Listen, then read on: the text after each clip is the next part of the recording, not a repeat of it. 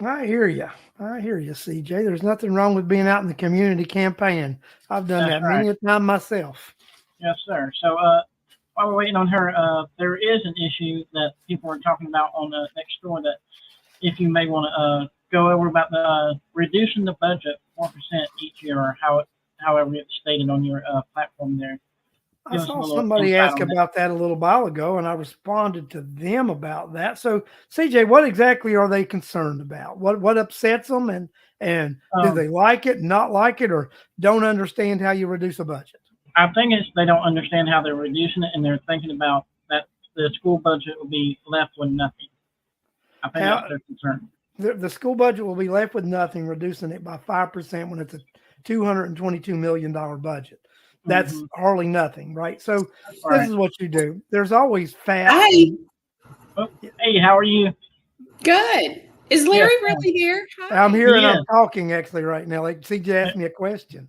So No, you're okay. good.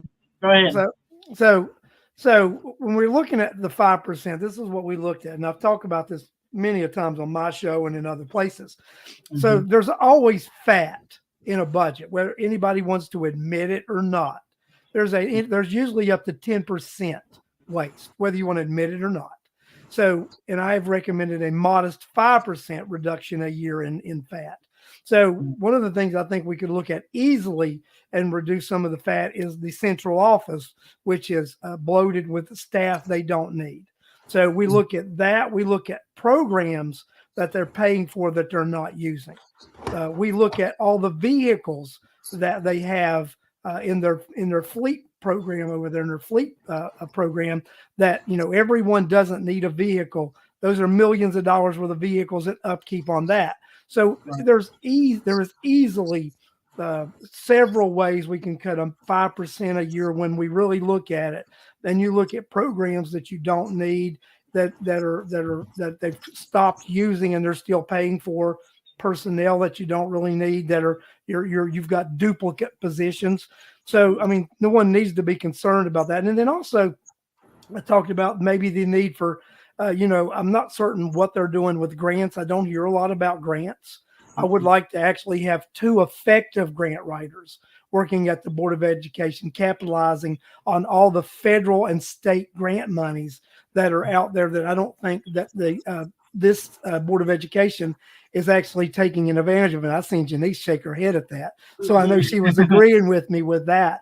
So, I mean, just, looking from the outside in, I see a lot of different ways we could get different revenue streams to cover some of the things we're doing. One of the things I know they didn't do is they didn't get all the parents to fill out the documents on their free lunch and reduced lunch program.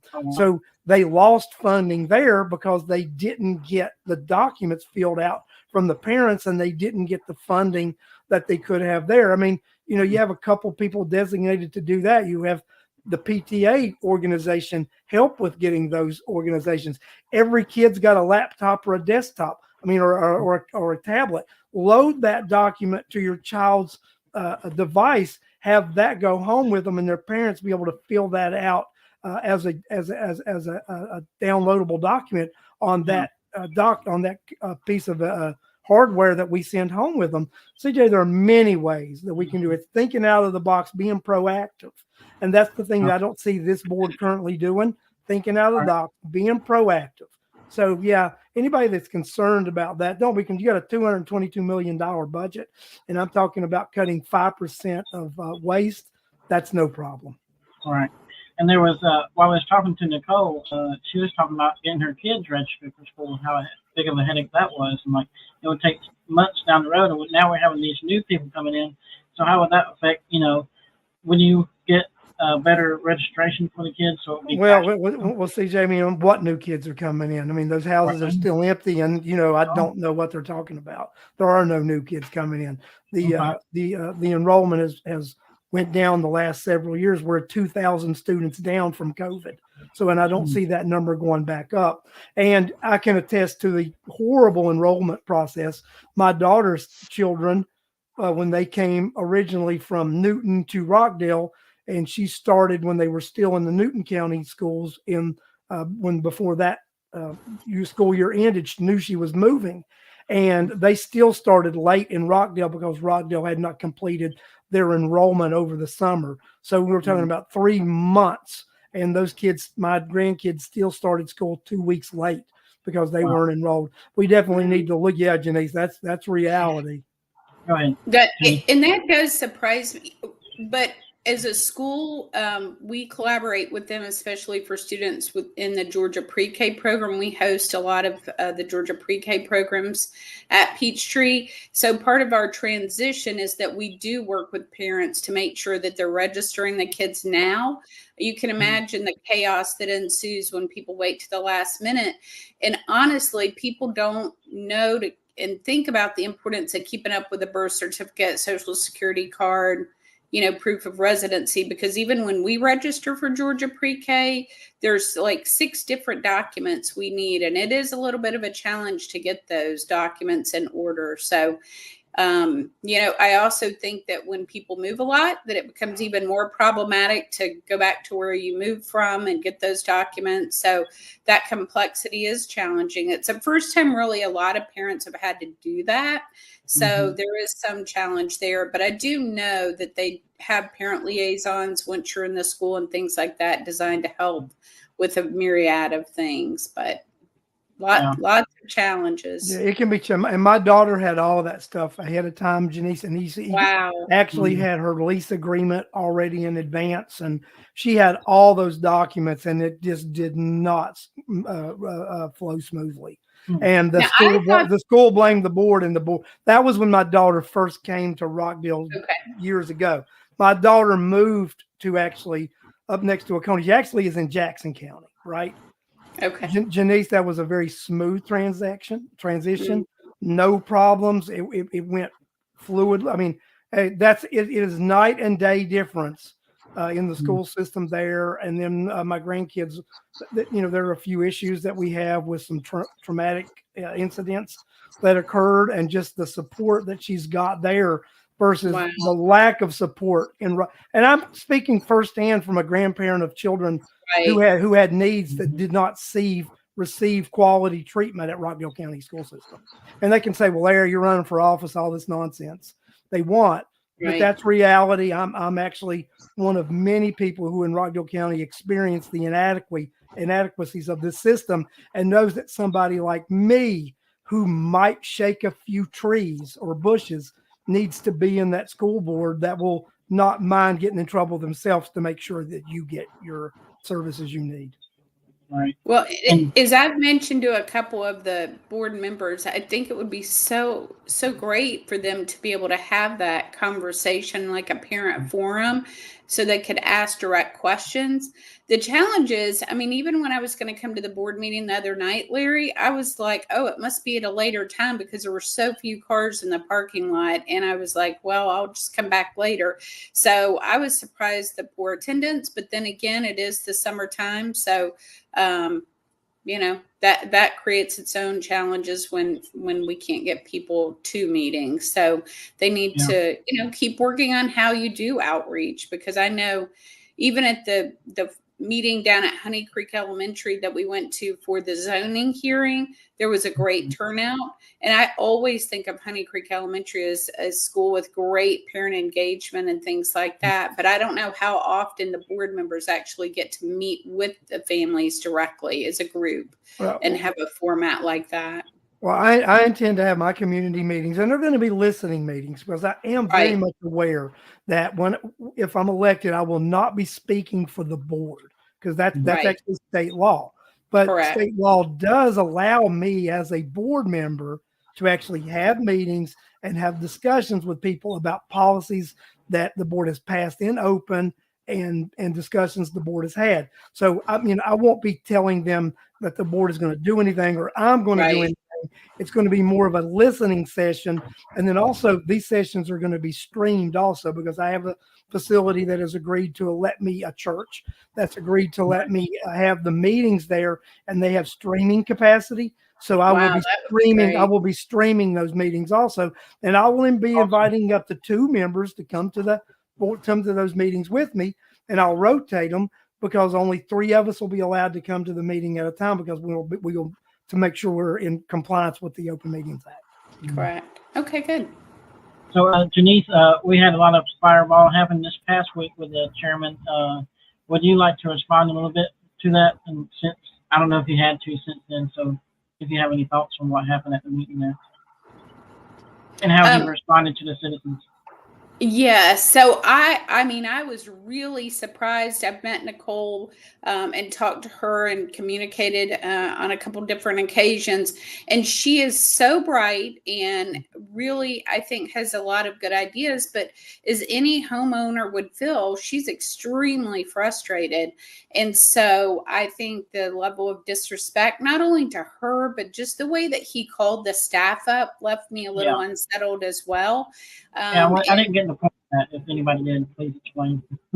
Yeah, just the way that he did that just was not good. And, you know, I've heard from so many people that were appalled that he would conduct himself that way. But I think that we've seen that not just on that day, but we've seen it before. We've seen it to Corliss Turner, George Kellichek. We've seen it, if you watch the Larry Cox. But that is not the decorum that I expect. I think meetings should have a level of opportunity, of course, for citizens to speak. My goal is really to have open dialogue with people for up to 3 minutes at the beginning of the meeting, and they can address anything on the agenda.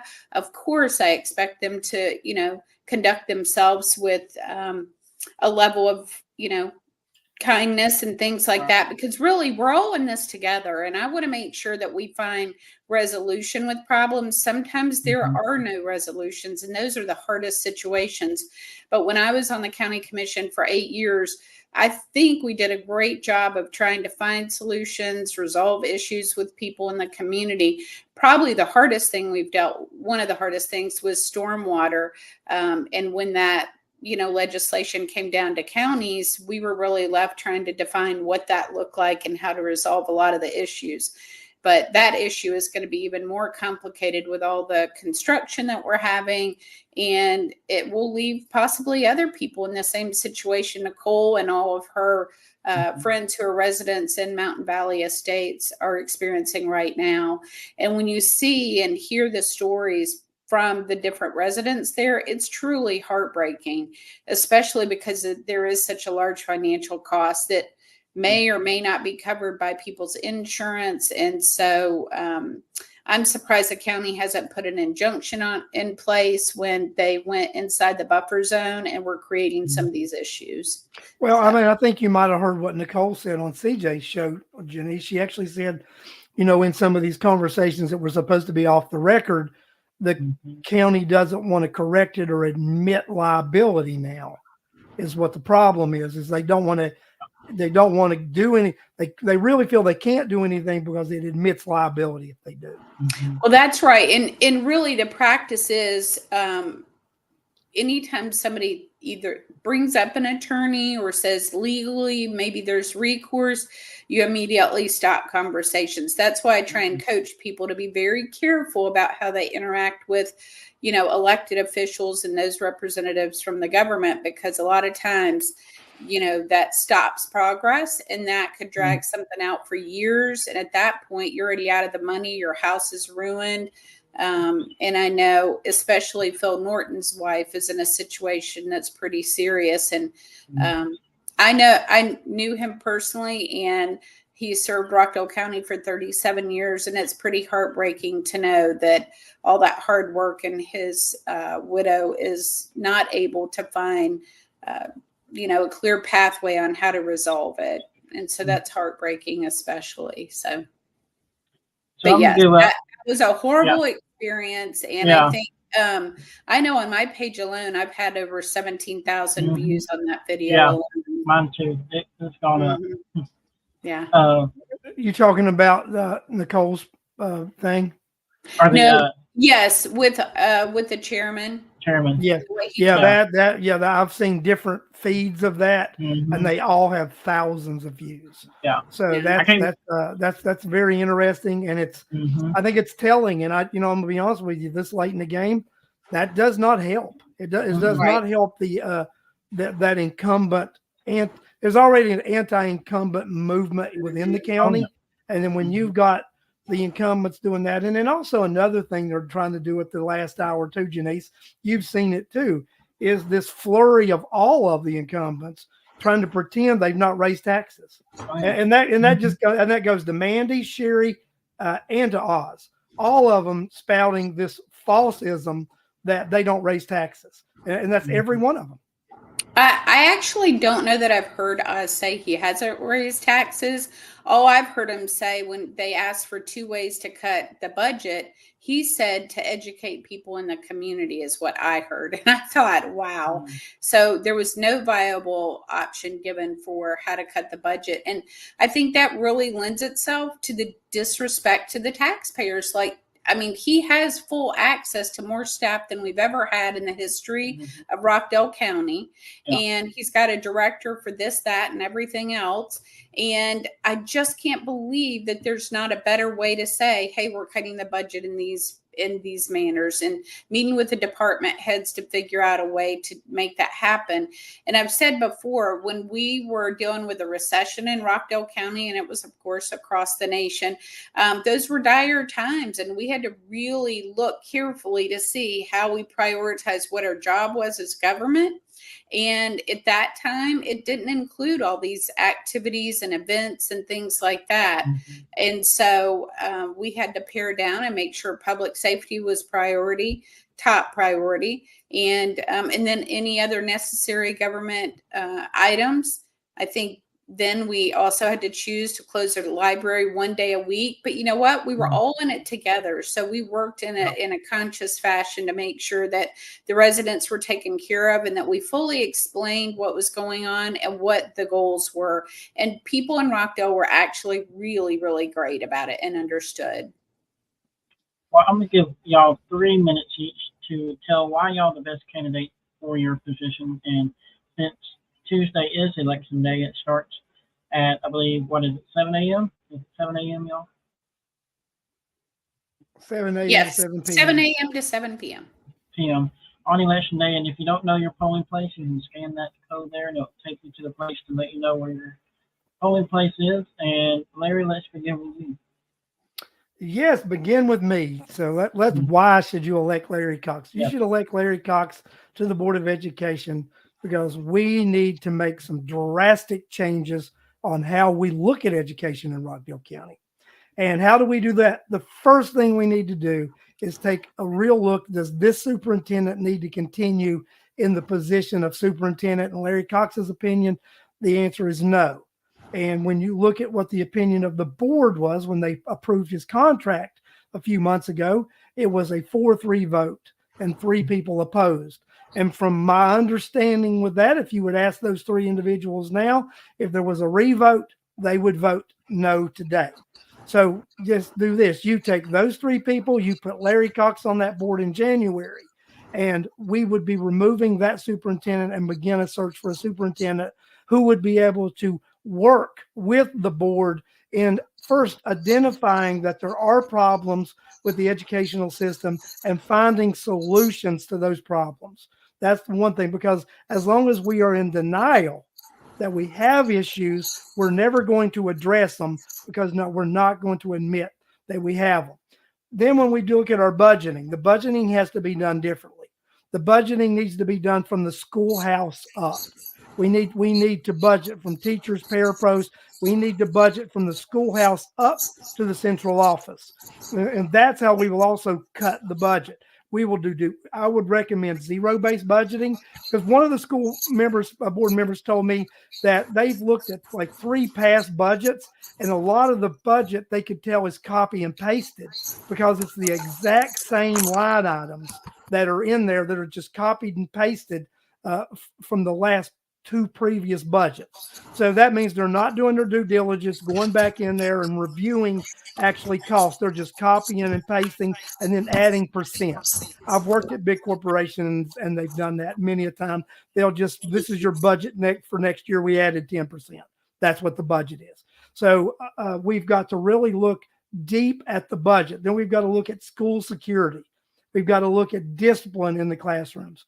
What do we need to do about discipline in the classroom? We need to restore discipline so teachers can teach. I've talked to teachers and they told me it's difficult for them to conduct their classes because they can't control the students. And when they take them and send them to the administration, nothing's done. They get the exact same results. One of the board members have even mentioned to me that his school's class is disruptive at least once a week when you have a disruptive student and they're not able to actually conduct class and everyone's sent to the hall until they can get that student under control. We have to restore discipline in those classes so that teachers can teach. CJ, that's some of the things we can do. Replace the superintendent, restore discipline, and budgeting. There's a lot more things I want to do with the community involvement, community meetings, visiting the schools myself to make sure that the policies and the curriculum that the board is passing is being followed. Now, not go to the schools to interfere or interject, but to go and observe, which is in the full capacity and the ability of a school board member. I asked for open records requests, and those open records requests identified that, yes, school board members are allowed to do that. So where they come up with this nonsense, they can't visit schools, can't have public meetings. You know, if that comes from the GSBA, then they need to be schooled in what the law is. That's my 3 minutes, and now you can give it to Janice. All right, Janice, let's hear your 3 minutes. And then, yeah, he said during that video that he's the greatest advocate for the this person thinks he's almighty. So give us your 3 minutes and why you're the best choice for Rockdale County. Well, I want Rockdale County voters to know that my experience working in Washington, D.C. at the federal level with legislation is very important. Working at the state level as their state senator for Rockdale, Newton, and DeKalb, and then at the local level as a two-term commissioner for 8 years. Those things are really important because many of the concerns that people have are legislatively related. So for instance, when we're looking at planning and zoning issues, which is probably one of the top two topics, the overbuilding, the fact that we have a planning and zoning map that is submitted every year, but yet it's not followed. It is so unbelievable to me that there is no plan whatsoever that's being followed. And I think it's only going to continue to render Rockdale looking the way it does right now. We need beautification. When we talk about committees not being active, remember the Clean and Beautiful campaign? I haven't even heard a thing about it in years. And so I think that committee as well has been very quiet and not active. I don't know if they need appointed members, but we also have concerns with the Water and Sewer Authority not being active among the homeowners and civic association. They meet, but my understanding is that they're at everything is run by the county, and it's really not an opportunity for the homeowners and civic associations to be engaged and kind of lead the format as to what they would like to see in the community changed and improved among, whether it's the zoning issues that's putting stress on infrastructure or just county operations. So definitely making sure those committees will be appointed and active is important.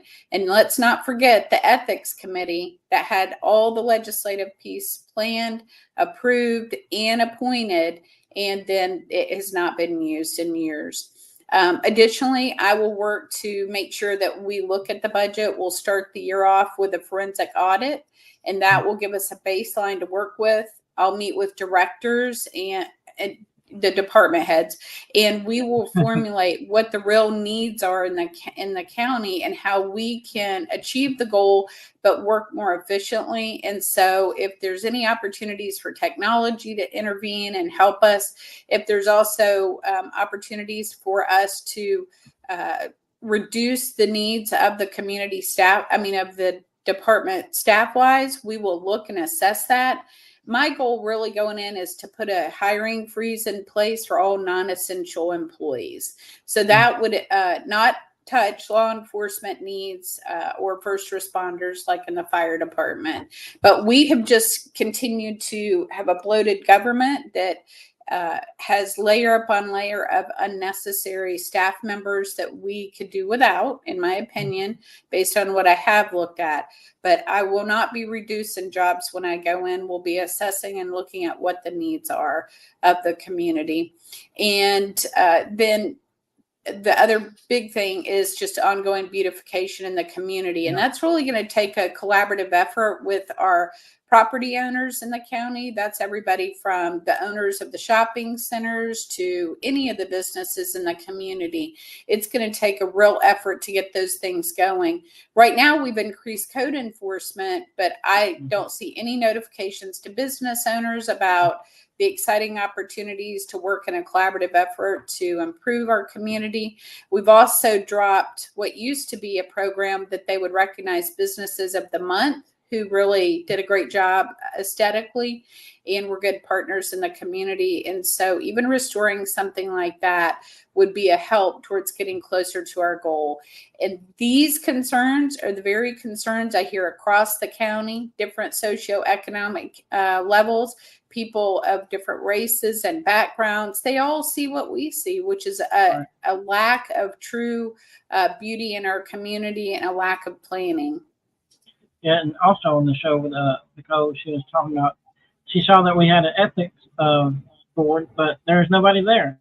So again, when you do the ethics board, and there was something else she mentioned, but I guess just holding everybody accountable, and like if we don't go to 5 commissioners and stay 3 commissioners, have like representatives for the people to get in contact with the right person that we need. How do you feel about that? Well, I think with this election, if the voters make what I perceive to be the right choices, it could be a whole new ballgame where people do feel like they have accessibility and where they do feel like they're heard and they can see the benefits of the work that we'll be doing in a collaborative spirit among all 3 of the commissioners. So they may actually find out 3 can work if you pick the right 3 people. And that that's the problem with that. It's got to be the right 3 people, and you can't never guarantee there's going to be that right 3. So the 5 is a safety net, Janice. Yeah. I wish it was working for Newton, that safety net, because they have ongoing dysfunction all the time with their 5 and fighting about different things. But at the end of the day, I'm all about the opportunity for people to vote the way that they want to see their community. And so I would definitely support putting it on a ballot and letting the voters decide what that would look like.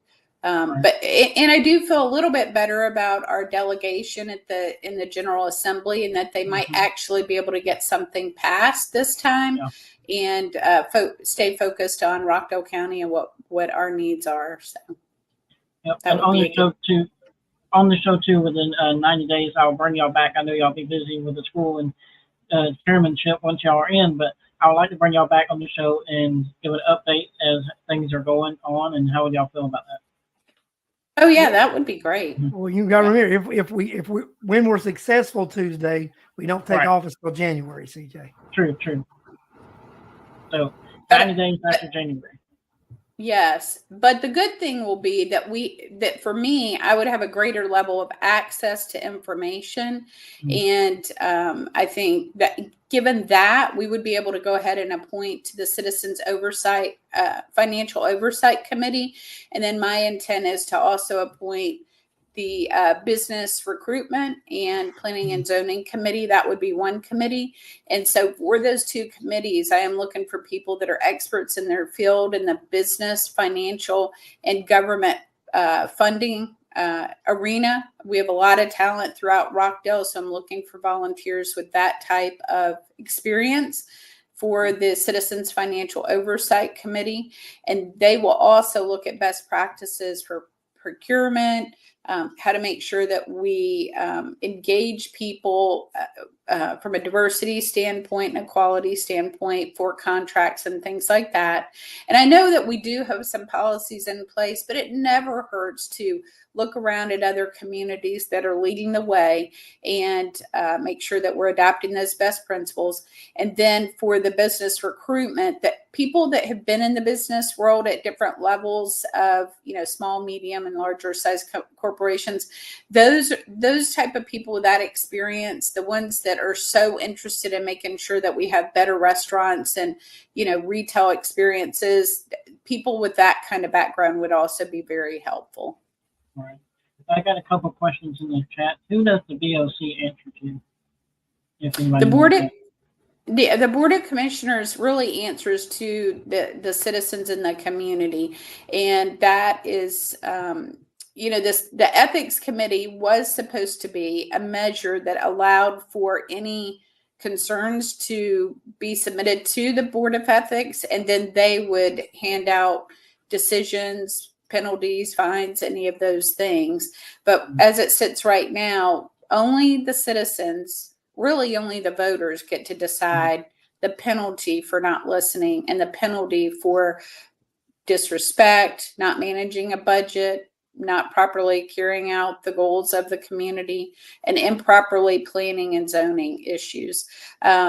I looked at information today that showed where it was denied by the Planning Commission on multiple occasions, yet the Board of Commissioners approved it or approved the conditions.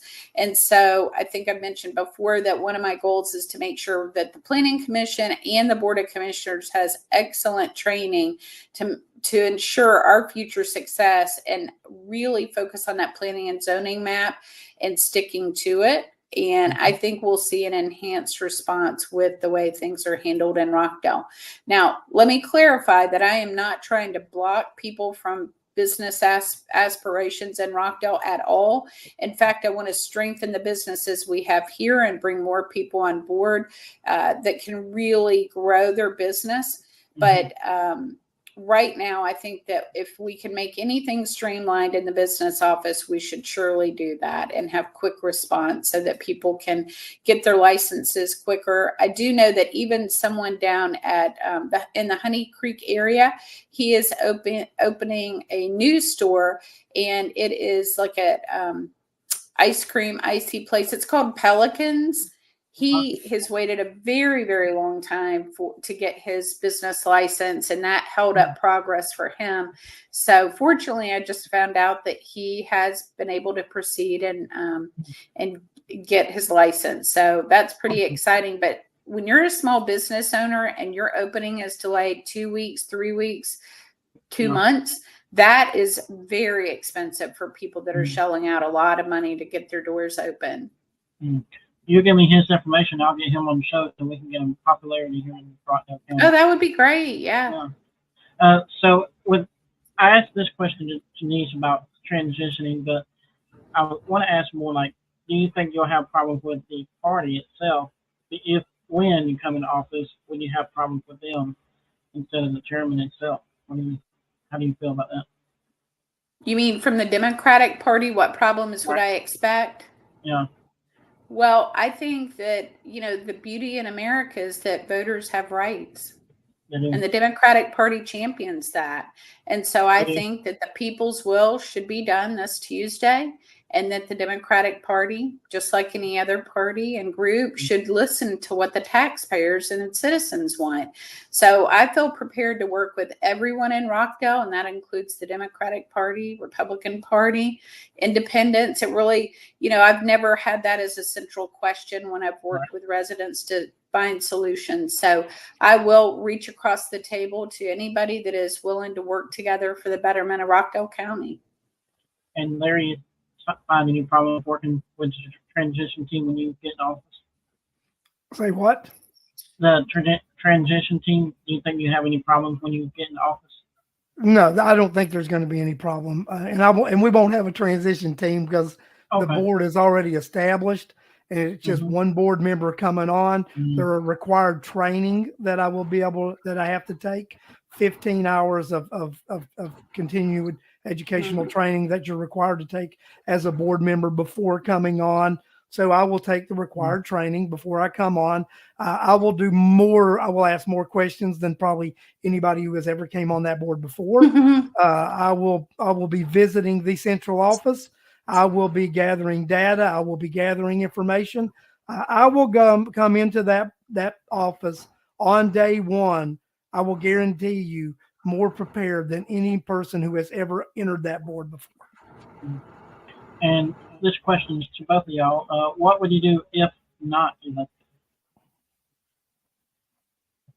I'll answer that. Go ahead.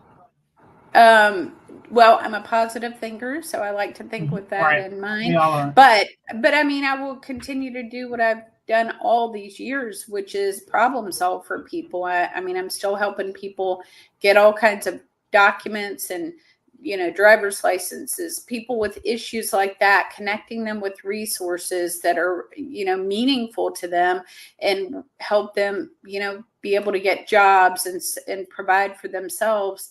But there's so many great state organizations that can help resolve issues that are so important in people's lives.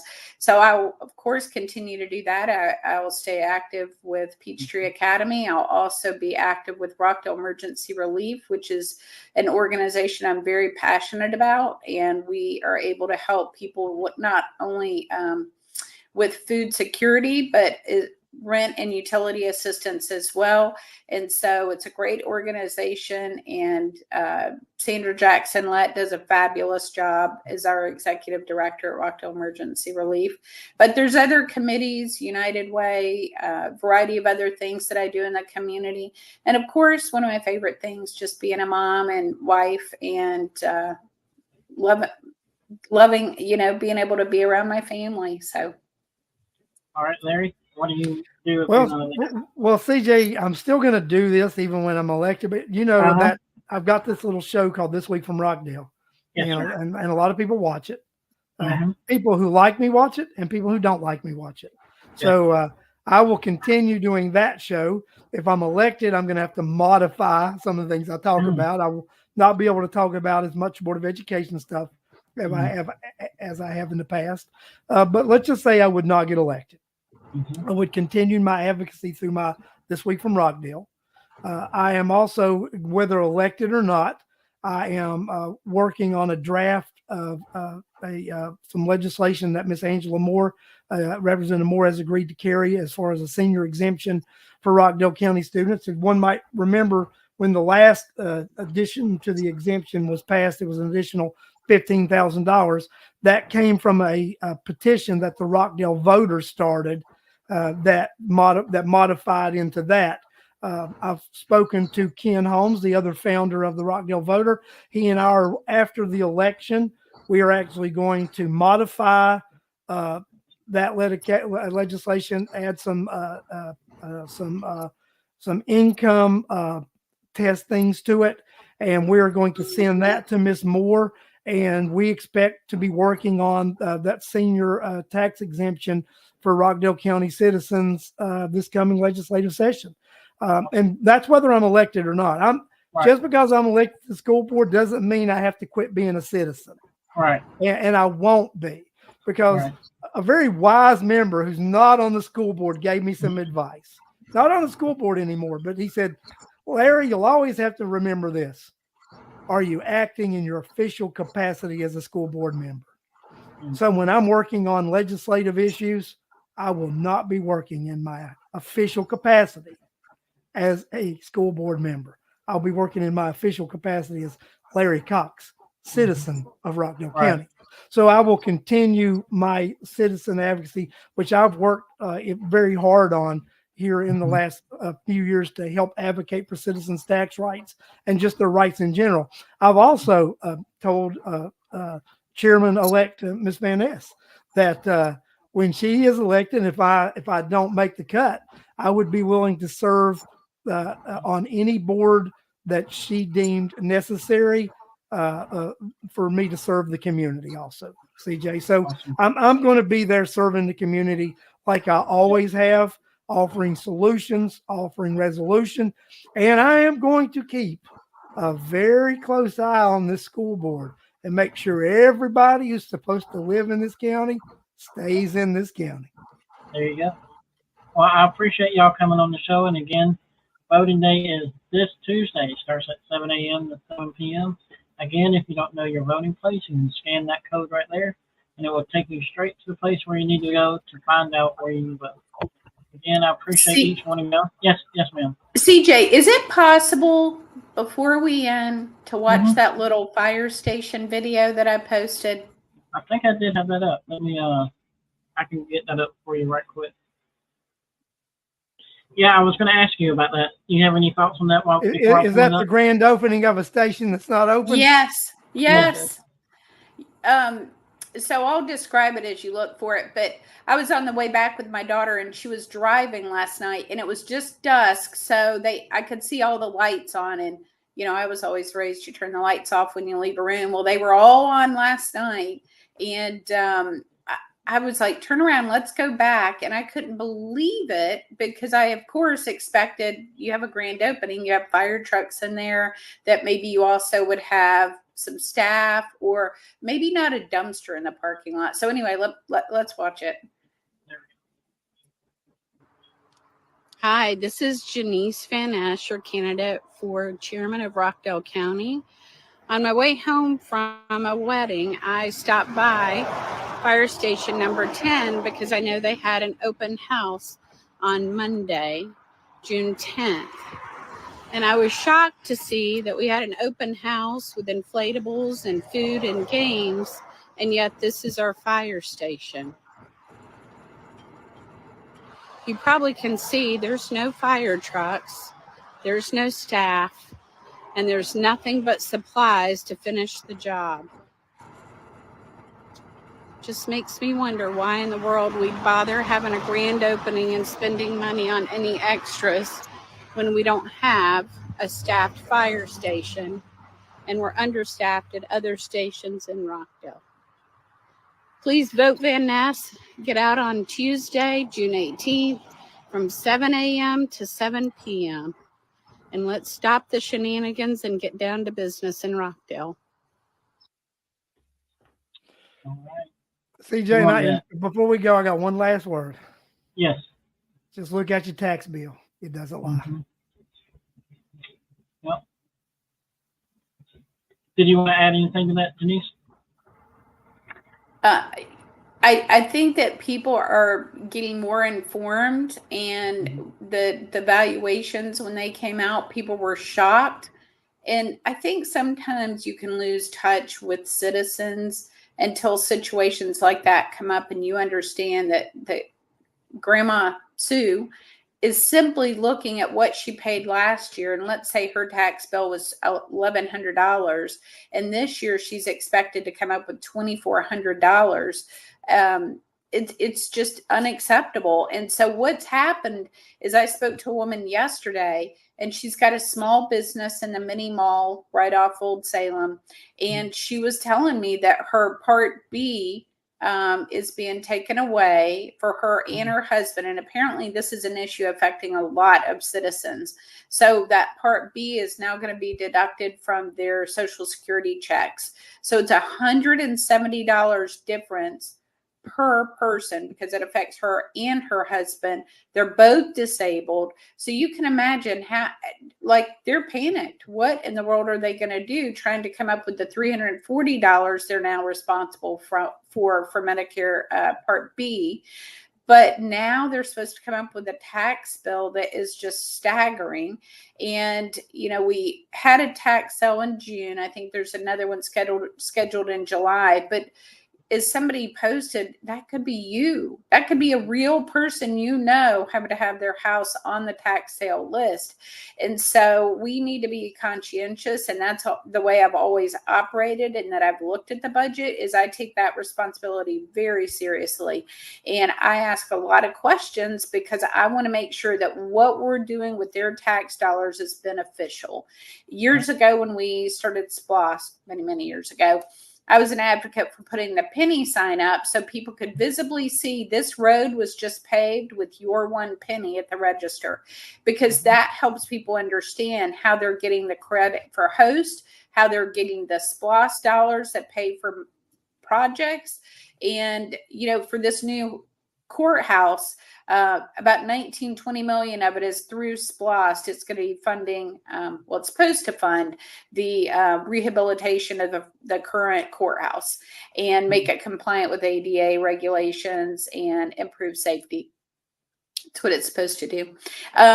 then the other 110 million is going to be through the PFA authority, which 3 people were appointed to, and in a 2-to-1 vote, they did approve the request. Go ahead, Larry. 5 people. On the PFA? Yes. I only saw Dawn, Darlene, and Tanae. There are 5 people. Who are the other 2? The district attorney had an appointee. I thought that was Tanae. Yeah, but there were 5 members of the PFA. Okay, at the meeting I saw 3. So it was Only 3 Darlene, came. Don Murphy, and Tanae. But remember the judge that was appointed, that was the chair, the former judge, former Superior Court judge that was the chairman of the PFA. No. Yeah, and then there was another lady. There's actually 5 members of the PFA. All right. Well, we'll have to research and figure out how those 2 other members are. But needless to say, that incredible tax burden is going to be on the backs of everyone in Rockdale County, and on top of our school board, millage and the valuations and all that. I just am very concerned about what that looks like for people in Rockdale. And look, at the end of the day, nobody needs the stress of the what if. What does that look like in a short amount of time, coming up with all the extra money? So I encourage people to get out there and vote on Tuesday from 7 a.m. to 7 p.m. Vote like your house depends on it. And if you rent, vote like your rent depends on it, because it does. It really matters, and it's going to hit your pocket soon enough. So is George Diaz? Darlene Hutchins is on there too. Hotchkiss. Yes. Yeah, she's on there also. That's one of the 3 I said. So Tanae, Darlene Hotchkiss, and Don Murphy. And that former judge was on there. And then I forget the lady that was over on the left, because when I went to the original meetings, Tanae was over on the right. There was that lady there. Darlene sat beside the judge, and Don sat beside there. And then there was that other person. There's 5 members, because the chair was the chair was the former judge. Okay. So, but people have got to pay attention. I know people are busy working on Tuesday, trying to make it all work in their own lives. But I hope that they will trust in the fact that I will work hard for them. I will listen, and I will be respectful. I've been on the county commission before, so I know about operationally what it should look like. And of course, I've been out for about 10 years from the county commission, but I certainly remember what used to happen, and will be glad to work with the staff that's there and make Rockdale even better. Awesome. If you give me a second here, I'm looking it up. I'm going to tell you who's on the board. All right. And then, so get out and vote again. It's going to be at your local voting place, not West Avenue. So make sure you go Judge Todd. It's Alicia Sanders, Donald Murphy, Darlene Hoskins, William Todd, and Tanae Davis. There you go. Alicia Sanders, is that who you said? Mm-hmm. Okay. All right. Very good. Thank you, Larry, for clarifying. You're welcome. Yes. So I appreciate y'all coming on, taking out y'all's busy schedule. And again, go vote Tuesday at 7 a.m. to 7 p.m. All right. Anybody that's on here, come back at 8 o'clock on This Week from Rockdale. I'll be doing a solo show tonight where I'll be leaving nothing will be left on the table tonight. We're gonna. I'm sure you get